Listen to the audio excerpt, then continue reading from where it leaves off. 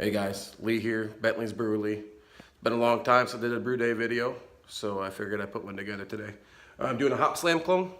Got the recipe online, and it appears as though it comes right from Bell's Brewery, so I figured I'd give her a try. Recipe, and I put it in a brewer's friend, just so I could add some of my notes and stuff that I like to customize the recipes. But basically what we got here is we got 10 pounds 2-row, 5 pounds pale ale, 0.5 pounds caramel 40. The recipe called for 12 ounces of honey, I think it was, but I'm putting the whole container, which is 32 ounces. And I'm going to do 5 ounces of priming sugar. The priming sugar, I believe the recipe was for bottling, but I'm just going to put it right in the boil because I'm going to end up kegging it anyway. Got a bunch of hops. Got some Mount Hood, Mosaic, Glacier, Centennial, Amarillo, and then we're going to dry hop some Simcoe. So I just got my strike water brewing, or coming up to temp right now.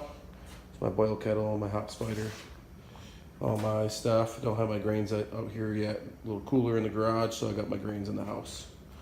But my mash tun with my homemade false bottom PVC with holes in it. And then I got my strike water coming up to temp. So I guess we'll give it a break. I'll come back when I'm got the mash tun warmed up and doughing in. All right, thanks. All right, shooting for a mash of 150. With my equipment, I usually lose about 15 to 17 degrees. Got it up to about 168 or so. I put about a gallon into the mash tun, and I got that warming up right now. I didn't have it hooked up in the first part of the video, but I used the pump instead of the Vorloff.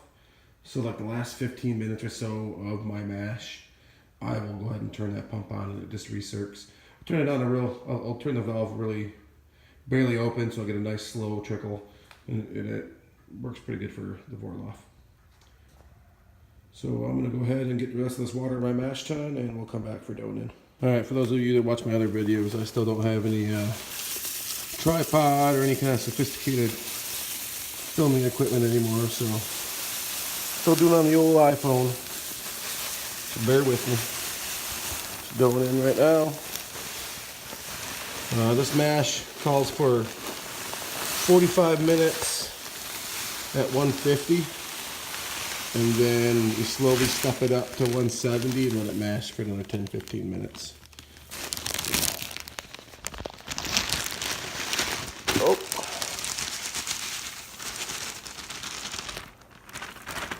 Great camera work there.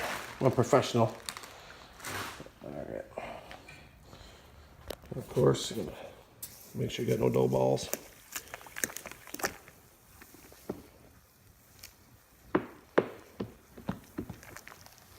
I will check the pH.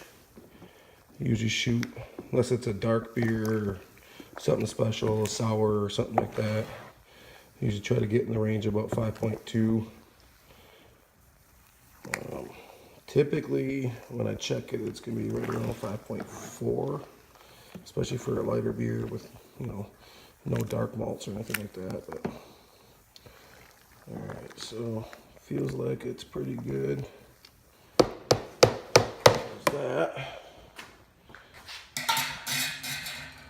We'll go. I got a thermometer around here somewhere. Throw that in there.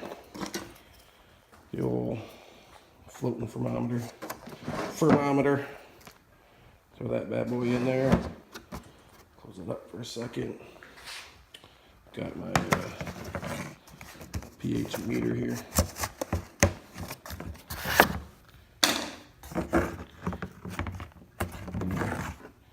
I'm not a fancy brew tuber like some of you guys out there, so I apologize for the camera work. Alright, I'm gonna check the pH now. See how good I am. I'm gonna guess the first reading's gonna be right around 5.4.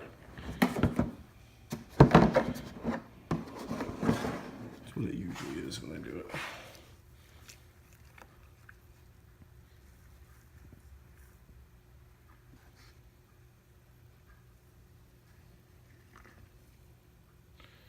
That's 5.5. So to bring it down to about 5.2. And we'll put a very little bit of lactic acid in it. Okay, got my lactic acid right here. Got a little pipette. I'm gonna say like 4 or 5 drops. Doesn't usually need much. So 1, 2, 3, 4, 5, 6 for good measure. I'll stir that up. Look at, you know, I'd rather start with adding too little than adding a bunch in there and have to come back the other way. Can be a, sometimes you just chase yourself if you keep on doing that. 5.3. Add like 2 more drops and I'm gonna call it good. 5.3 is not terrible, but you know, shooting for the 5.2. So 1, 2. Oop, I got 3 in there.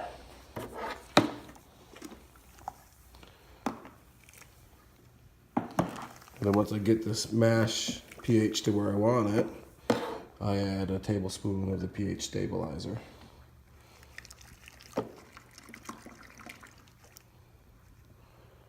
I'm happy with that, 5.2. All right, be back in a minute. 5.2 pH stabilizer.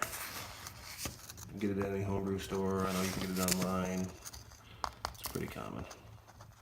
1 tablespoon, gonna go right in the mash.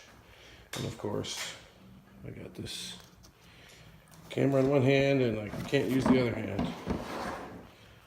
All right, so I put that right in the mash. Stir it up. And I'll set the timer and do the first 45 minutes of the mash. I don't usually do a 45 and then a step up to 170, but I will do, so usually when I get done with the mash is when I do the iodine test to see if we got conversion. I'll do that at the 45 minutes. If I don't quite have conversion yet, then I'll go ahead and let it go a little bit longer until I get it. All right, we'll see you guys then. Okay, we got 45 minutes of the mash. I just took a little scoop out of there, do the iodine test. If it turns black or turns purple, it means we don't have any conversion. It's not converted yet.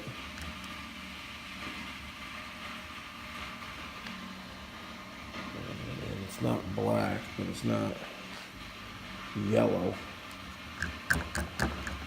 Yellow is a better color in my opinion.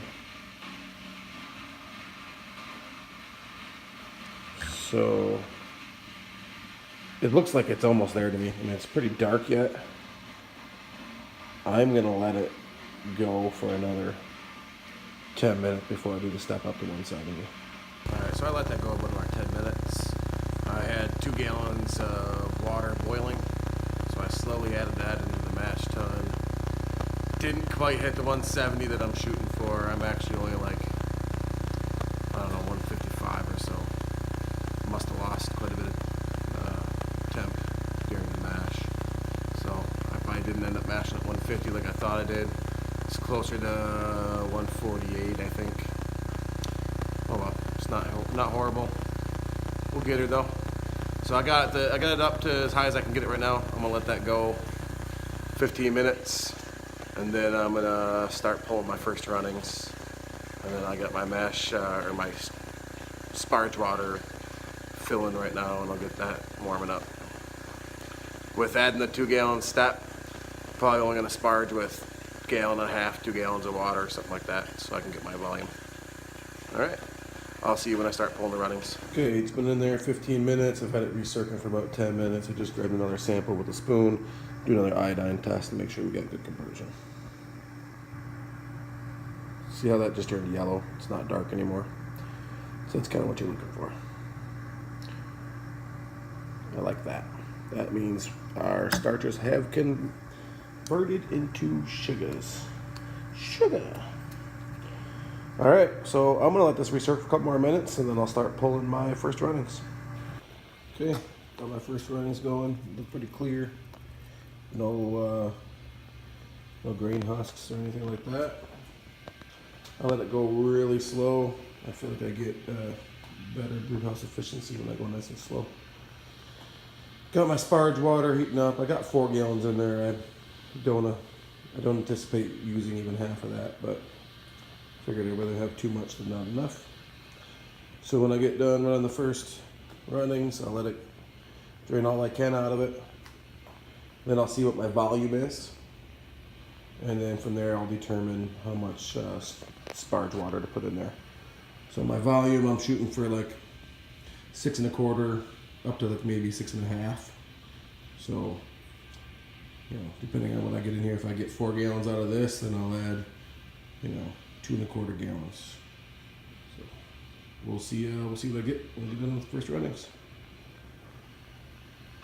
Of course, you can't have a brew day video without having a beer, so I'm gonna go ahead and pour one of my newest ones.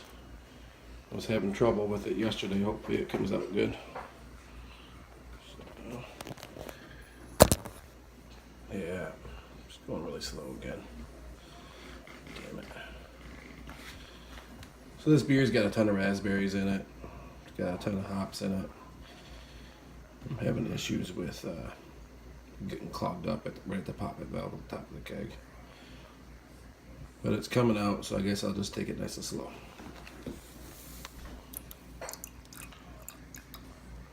I apologize. I'm having audio issues apparently with my phone, so whatever. But I did get a beer.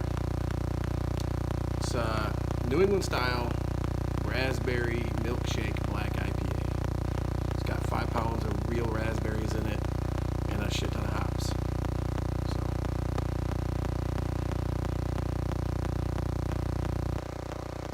I'm pretty happy with it. Alright, you can't really see it in the video, but we're about just a little over 4 gallons. So I'm just going to add 2 gallons to the mash tun and do the recirc again to clear it up, and then I'll start running the second runnings. Alright, I added my 2 gallons of water. Strike water was right about 174 or so. I got a very small trickle. You probably can't see it without the steam. I like to pull my second runnings even slower than the first runnings. I've already got the heat kicked on. You can see down there. Just gonna finish pulling the second runnings, bring it up to a boil, and I'll bring you guys back for the first hop edition. I don't know if you can really see that, but I ended up about 6 1/2 gallons. A little more than I was shooting for, but it should be pretty good. Looks like we got a pretty good hot break starting. We're gonna go ahead and let it bring up to a boil, and then I'll be back for the first hop edition. So it looks like it's time for another beer. This is where I keep all my bottles and cans. Everything you see on those 3 shelves is all homebrew. And then we got a bunch of homebrews over here, a few store-bought ones, Bud Lights and some company leftover, and then some Natural Light, and some other junk beers down there that some other company left over. This one here is a Saison. I'm gonna go with this one.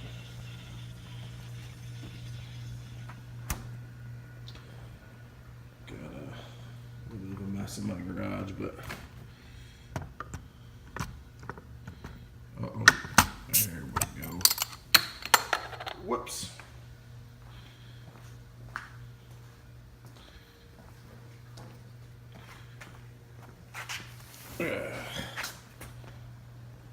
Pour it right on top of the old shit. I don't care.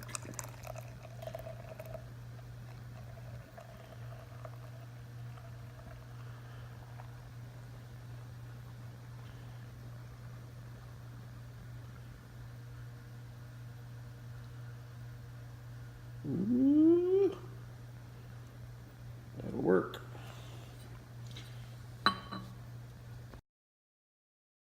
All right, looks like we got a boil. And the hot break is about done. So just a nice small rolling boil. So what we got here is 0.5 ounces of Mount Hood. Actually, the first time I've ever used these hops before. A little plug, this Holmes Brewery. This is in Ann Arbor, Michigan. Phenomenal beers there. Hey, is the brush? Yeah, I'm actually an idiot. As soon as I added those hops, I realized that I don't have a 60-minute hop edition. I've got a 45-minute hop edition. So I grabbed the hop spider out of there. They were only in there for less than a minute, probably. I'll let this boil for 15 minutes. And then we'll go ahead and add the hop spider back along with those hops. It's not homebrewing unless I jack something up. It'll be fine.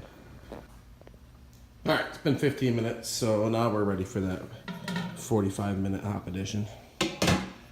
My brain fart is over with. Just gonna go ahead and grab the hop spider.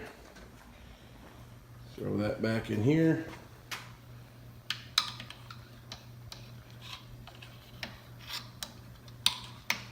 There we go.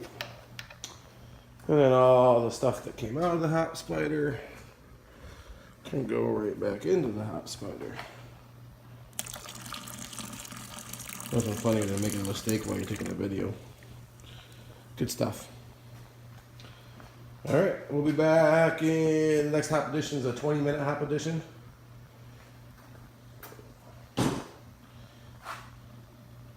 All right, so now we've got 20 minutes left of the boil. We're gonna add the 20-minute hop edition.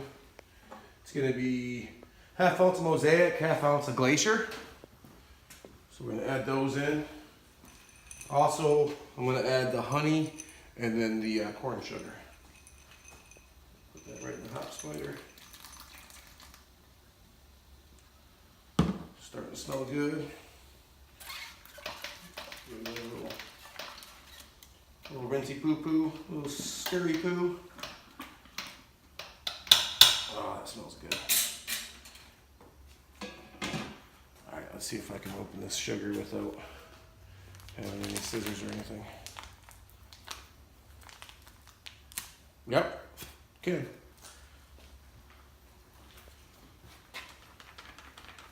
I don't want this to scorch on the bottom, so I'm gonna stir the shit out of it while I'm putting it in there, if I can get it to come out.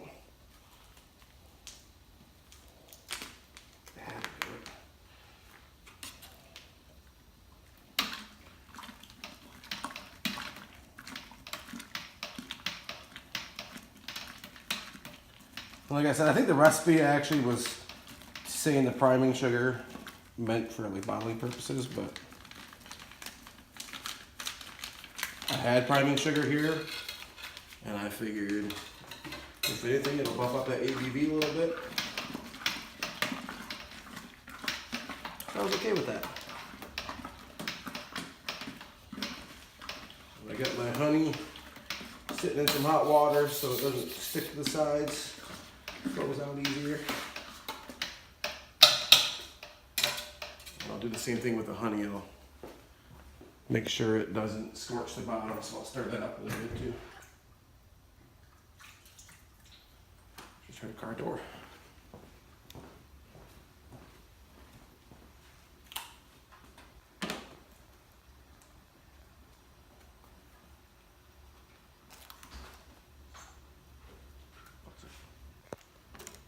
All right, so here's the honey. Like I said, it's 32 ounces. The recipe called for 12. 12 ounces or a pound is what the recipe called for, but I didn't want to have to measure it out, and I figured once again, more sugars, more ABV, right? Oh, it's super hot.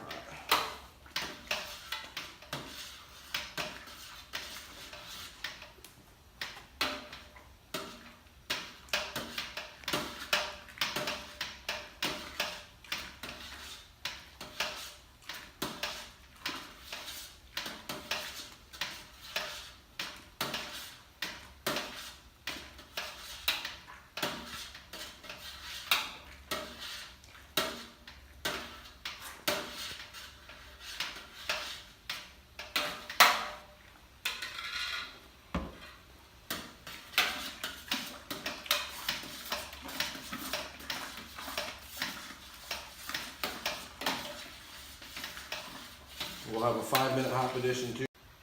Okay, so we got a 15-minute hop addition.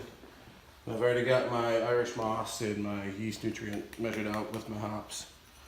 So we'll throw those in there.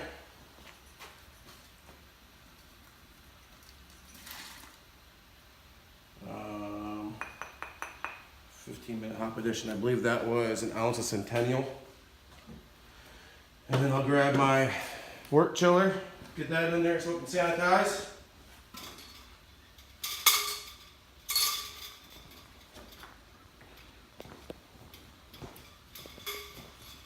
This is a little tricky with the hop spider.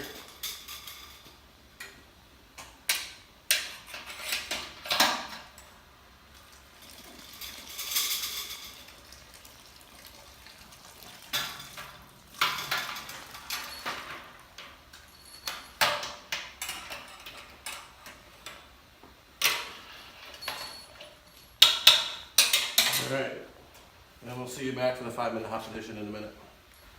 Okay, we got a 5-minute hop addition. It's the 1/2 ounce Mosaic and 1/2 ounce of Glacier.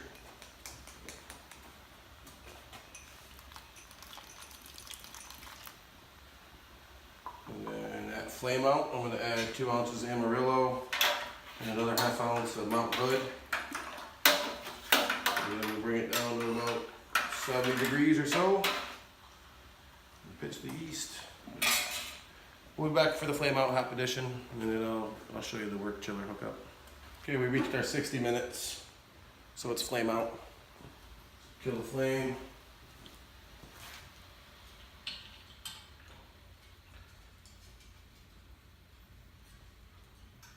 And it'll take forever. And I'll add my flame out hops. 2 ounces of Amarillo. 1/2 ounce of Mount Hood. I was debating whether to just dump these right in the boil being their flame out. But I'll just leave the hop spider in while I'm cooling it. So now that's all done boiling.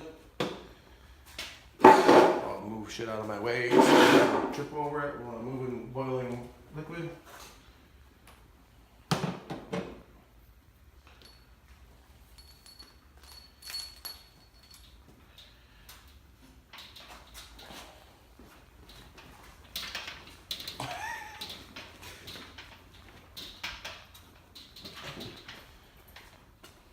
I always feel like it's gonna fall over there. It would suck if it did.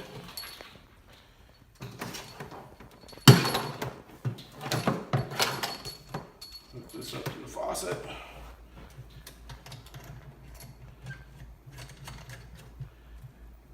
Turn on the cold water.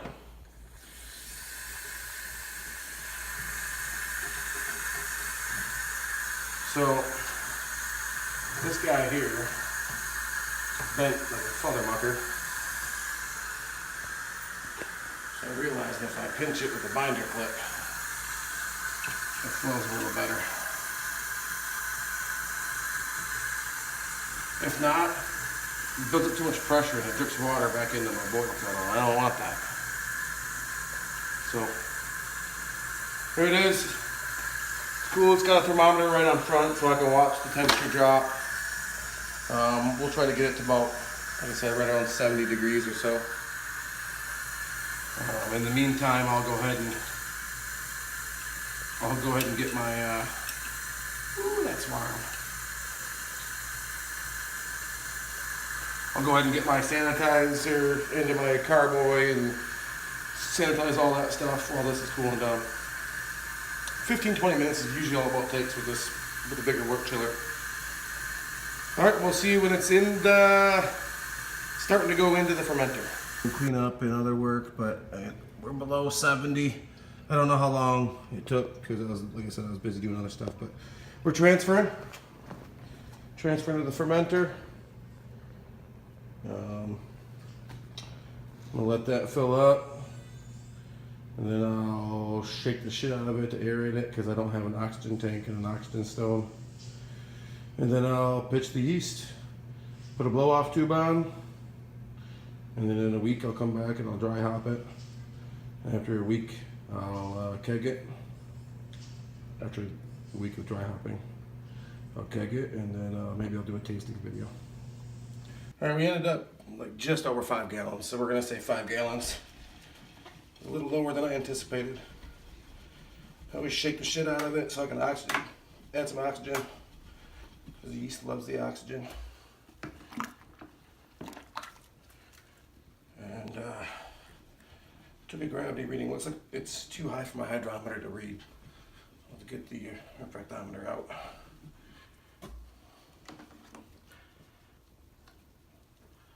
Oh shoot, I didn't grab the magnet. I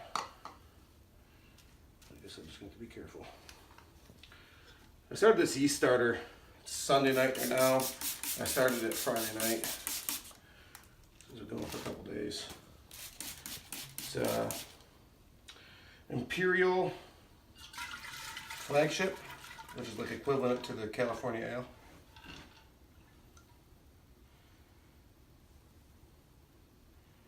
See if I can pour it in there without pouring the magnet in there.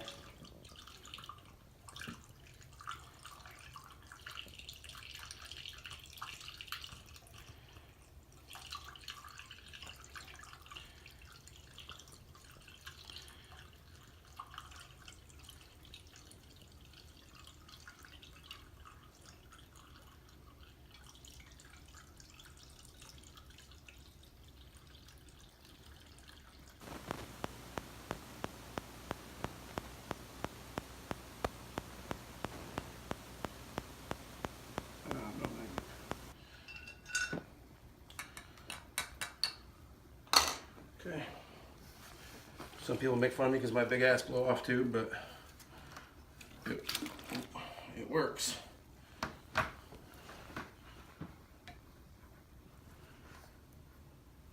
But that's it for a week. Like I said, I'll add the 4 ounces of Simcoe hops, and then a week later we'll keg it. Yeah, so apparently my hydrometer only goes up to like a 1070, 1080, and I don't know if you can tell, the camera's not zooming properly, but it's not, it's past where the numbers read. So I took a refractometer reading and it was 1082, 1081, right around there. So, all right. I'll be dry hopping in 7 days, and brew day's done. So thanks for joining me. So all in all, not a bad brew day. Looks like I missed my numbers a little bit. It's supposed to be 1086. I'm at 1082. Supposed to have 5 1/4 gallons, and I had 5, just a tiny bit over 5. So, but anyways, if you liked it, don't forget the like button. Comment if you want to comment. All that good stuff. Lee from Bentley's BrewerLee out.